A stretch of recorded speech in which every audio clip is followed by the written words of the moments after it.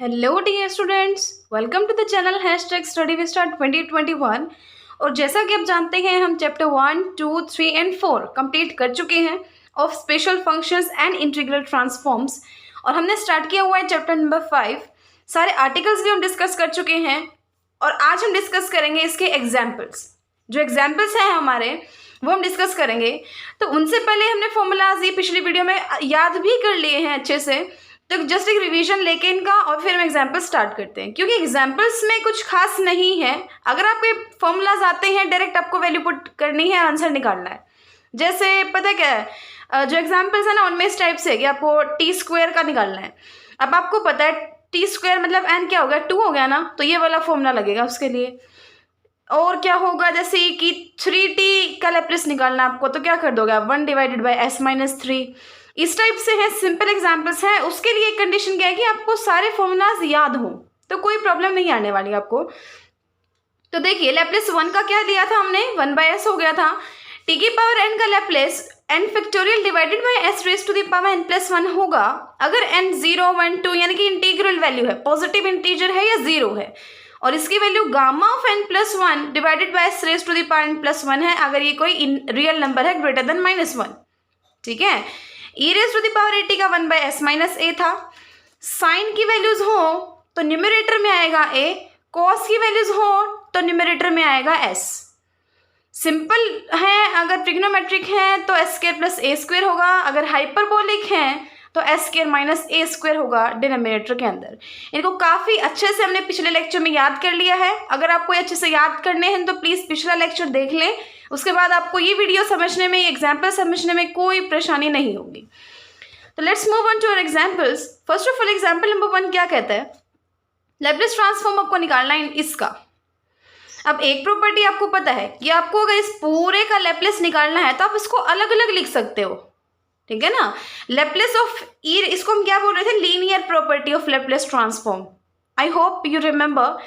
तो हम इसको कैसे लिख सकते हैं, Laplace of e raise to the power 2t plus 4 बाहर आ जाएगा, Laplace of t cube minus 2 बाहर आ जाएगा, Laplace of sign 3t plus 3 बाहर आ जाएगा, लैप्लेस ऑफ कोस 3t। ये किससे है, लीनियर प्रॉपर्टी से। अब आगे देखिए, आपको पता है e की पावर at का लैप्लेस क्या होता है, 1/s माइनस a होता है। 1/s माइनस a क्या है यहाँ पे 2, तो s माइनस 2 प्लस 4 इंटू ये क्या होता है, t3 क्या है, एक इंटीजर है, तो कौन सा फॉर्मूला यूज करेंगे हम, n factorial divided by s raise to the power n plus 1, यानी कि इससे एक बड़ा, तो 3 factorial s raise to the power 4।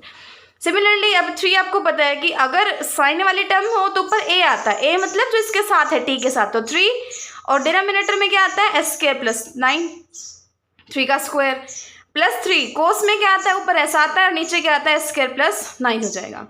ये क्या हो जाएगा, ऐसे टीज रख लिया हमने 1/s माइनस 2, और ये हमने क्या रख लिया 24/s की पावर 4, और यहाँ पे मैंने 3 कॉमन ले लिया, क्या आ गया s माइनस 2, s यहाँ से माइनस 2 यहाँ से, divided by s square plus 9।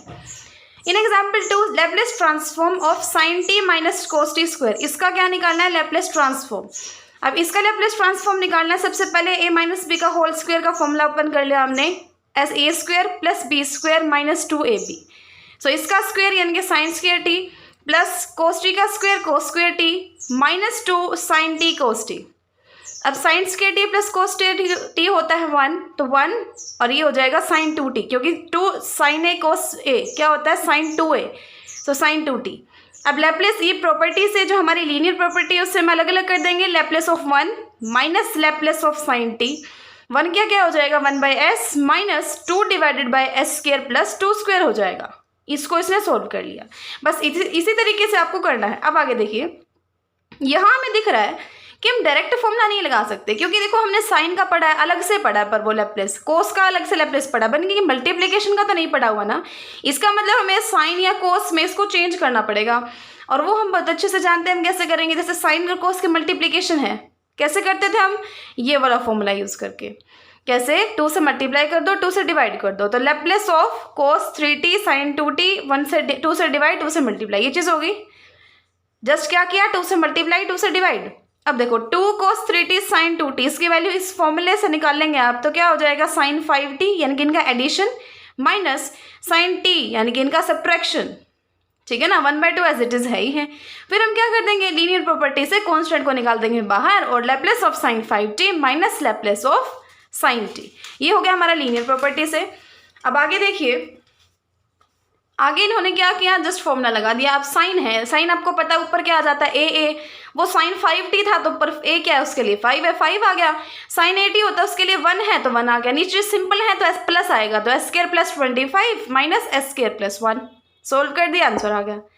Example number 4 देखिए, एग्जाम्पल नंबर 4 के अंदर क्या करना है आपको, कोस क्यूब 2t, यानी कि इसका भी डायरेक्टली फॉर्मूला हमने नहीं पढ़ा हुआ, यानी कि इसको भी आपको कोई फॉर्मूला लगा के क्या करना पड़ेगा, कोस साइन इनकी फॉर्म में कन्वर्ट करना पड़ेगा। अब इसको देखते ही क्यूब, इसकी पावर देखते ही हमें ये फॉर्मूला याद आता है। हम इसमें इसकी हेल्प से क्या कर सकते हैं, इसको कोस 3a या फिर आप कह सकते हो यहाँ पे कोस 60, यानी कि जो यहाँ होता है ना उसका थ्राइस, जो यहाँ है उसका थ्राइस, यानी कि कोस 60 की फॉर्म में रिप्रेजेंट कर सकते हैं और कोस 2t की फॉर्म में रिप्रेजेंट कर सकते हैं। तो ये फॉर्मूला लगा के हमने इसको रिप्रेजेंट किया, लीनियर प्रॉपर्टी से कर दिया अलग अलग। अब कोस है ऊपर ऐसा आएगा दोनों के अंदर, ठीक है ना। अब कोस, अब नीचे हमने क्या कर दिया, फिर इसको s² प्लस a² कर दिया। ये 3 क्या है, इसका कांस्टेंट, जो इसके साथ कांस्टेंट है ना बाहर, वही कांस्टेंट मैंने यहाँ रख दिया। अब आगे देखिए, एग्जाम्पल नंबर 5, लैप्लेस ट्रांसफॉर्म, ये मल्टीप्लीकेशन, ये बिल्कुल वैसे ही होगा जैसे हमने एग्जाम्पल नंबर 3 किया है। कैसे, इसको आप क्या करोगे, मल्टीप्लीकेशन है तो आपको साइन या कोस के फॉर्म में चेंज करना पड़ेगा। तो साइन और साइन की मल्टीप्लीकेशन आप जानते हैं हम कैसे चेंज करते हैं, 2 से मल्टीप्लाई, 2 से फिर क्या कर देंगे, हम डिवाइड कर देंगे। तो इसने क्या कर दिया, फिर फॉर्मूला लगा दिया कि कोस a minus bt plus cos a plus bt, ठीक है ना। ये वही टाइप का फॉर्मूला है जो पीछे किया हमने, बट वो कोस और साइन के मल्टीप्लाई वाला था, ये साइन और साइन के मल्टीप्लाई वाला होता है। ये किया हमने, फिर कांस्टेंट बाहर निकाल लिया, लैप्लेस इसका और लैप्लेस इसका, फॉर्मूला यहाँ पे लगाया इनका लैप्लेस का फॉर्मूला, ये चीज़ आ गई, ठीक है। एग्जाम्पल नंबर 6, अब देखिए इसमें क्या है, ये साइन की फॉर्म ही है, बट देखो ये क्या है, साइन के एंगल के अंदर क्या है, 2 टर्म्स हैं। तो ज़्यादा सिंपल कब होगा, जब हम क्या कर लेंगे, साइन के अंदर का एंगल 1 हो जाएगा ना, इजीली हम उसका क्या निकाल सकते हैं, लैप्लेस निकाल सकते हैं, क्योंकि उसका ही फॉर्मूला हमने पढ़ा हुआ है। तो अब हम क्या करेंगे, sine omega t plus cos, अब साइन a प्लस बी का फॉर्मूला क्या होता है, sine a cos b plus cos a sine b। तो sine omega t cos delta plus cos omega t sine delta हो गया। फिर हम क्या कर देंगे, कोस डेल्टा बाहर क्यों लिया है, क्योंकि ये क्या है, कांस्टेंट है, इसके लिए जो टी की वैल्यू टी की फॉर्म में होगा ना, वो तो क्या होगा, इसके लिए कांस्टेंट नहीं होगा, बाकी सारे जो क्या हो जाएंगे, कांस्टेंट हो जाएंगे। तो cos delta Laplace of sine omega t plus sine delta Laplace of cos omega t, इसकी वैल्यू रख दी हमने, इसकी वैल्यू रख दी हमने, 1/s² plus omega square common आ गया, ये चीज़ हमारा आंसर आ गया, ठीक है। अब देखिए 7 का लैप्लेस निकालना आपको, इसका साइन हाइपरबोलिक क्यूब टी का, क्यूब 2t का। तो आप अच्छे से जानते हो, देखो ये हाइपरबोलिक वाले फॉर्मूलों में ना, या साइन हो या कोस हो, ऑलमोस्ट हम क्या करते हैं, उसको इस फॉर्म में रिप्रेजेंट करते हैं, e की पावर। साइन आप जानते हो, साइन हाइपरबोलिक हो ना, तो वो e और वो एंगल, यहाँ 2t है तो 2t, तो e की पावर 2t माइनस e की power minus 2t divide by 2 होता है, ठीक है। अगर कोस में लो तो यहाँ प्लस आ जाता है, यही फर्क होता है साइन और कोस में। तो साइन का या कोस का है हाइपरबोलिक में, आप क्या करेंगे, इसको इनके फॉर्मूले में एक्सपेंड कर देंगे, ठीक है। फिर इसका क्यूब है तो इसने क्यूब 1/8 तो बाहर ले लिया और इसके क्यूब को ओपन कर लिया, a माइनस बी का क्यूब होता है ना, जो क्या होता है a cube minus b cube minus 3ab और ब्रैकेट के अंदर a माइनस बी, ठीक है। तो वो चीज़ ओपन कर दी इसने। फिर जो लीनियर प्रॉपर्टी है उससे जो कॉन्स्टेंट है बाहर निकाल लिया और बाकी जो बच गए उनके क्या कर दिया, लैप्लेस निकाल लिए, लैप्लेस निकाल के सारे सॉल्व कर दिया। ये तो इजीली आंसर आ जाएगा, सिंपल कैलकुलेशंस हैं। एग्जाम्पल नंबर 8 में देखिए, 8 में क्या लैप्लेस ट्रांसफॉर्म निकालना है आपको इसका, बस ये तो सीधा सा ही है, इसमें हमें कुछ करने की ज़रूरत ही नहीं है। यहाँ पे क्या है, 1 का लैप्लेस निकालेंगे, सीधा 1/s आ जाएगा। यहाँ पे 2 तो कांस्टेंट है ही, 2 तो बाहर आएगा ही आएगा।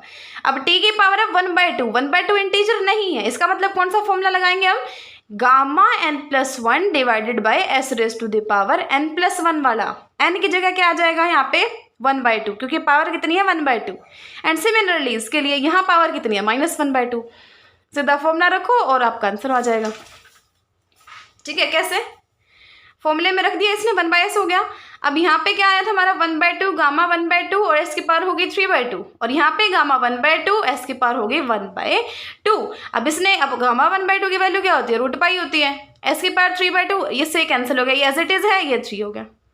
This is all about our examples, बहुत ही सिंपल है। और जो नेक्स्ट लेक्चर है उसमें हम जो हमारी 5.2 से पहले के आर्टिकल्स हैं वो डिस्कस करेंगे। अगर आपको अच्छा लगा तो लाइक करें, शेयर करें और सब्सक्राइब कर लें चैनल को, ताकि आपको सभी नोटिफिकेशंस मिलती रहें। So keep learning and thanks for watching.